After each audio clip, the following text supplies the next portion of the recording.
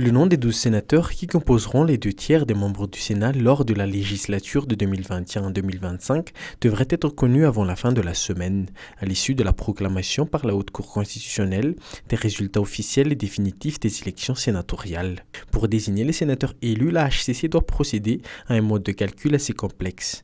Selon l'article 78 de la loi organique relative au fonctionnement du Sénat, les sièges sont répartis entre les listes à la représentation proportionnelle selon la règle de la plus forte moyenne.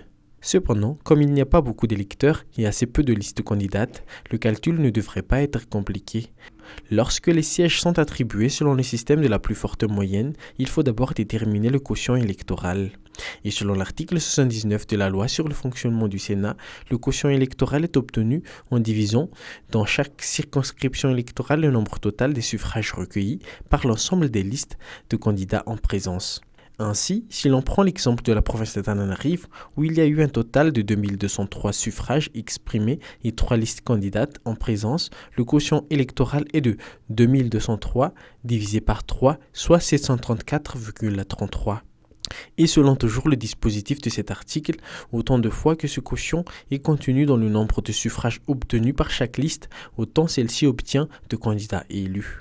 Mais comme l'application du quotient électoral ne permet pas d'attribuer tous les sièges qui ne sont pas attribués sont ensuite répartis selon le système de la forte moyenne. Pour déterminer le nombre de sièges obtenus par chaque liste, il convient donc d'abord de diviser le nombre de voix qu'elle a obtenues par le quotient électoral. Pour rester sur l'exemple de la province d'Antananarivo, où 2 sièges sont à pourvoir, le nombre de sièges que pourrait obtenir la liste Irmar est donc de 1392, qui est le nombre de suffrages obtenus par la liste divisé par 634,33, qui est le quotient électoral, ce qui donne 1,89. Donc le premier siège pourrait être attribué à la liste Irmar.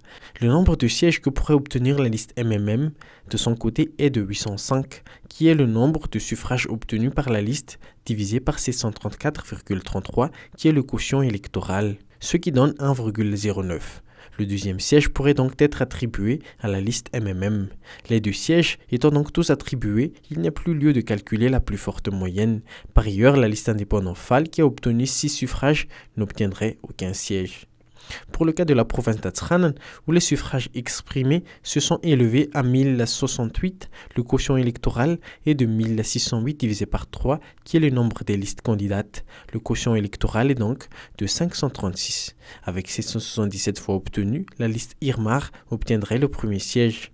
La liste indépendante, le moine avec 14 voix, n'obtiendrait pas de siège, tout comme la liste Pematana Martin qui obtiendrait 277 voix. Le deuxième siège restant doit ainsi être attribué selon le système de la plus forte moyenne.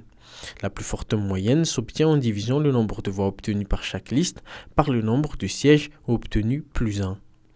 Dans l'exemple de la province d'Atzranen, la moyenne de la liste Irmar est de 777 voix divisée par 1 plus 1, la liste ayant obtenu un premier siège, ce qui donne 388,5.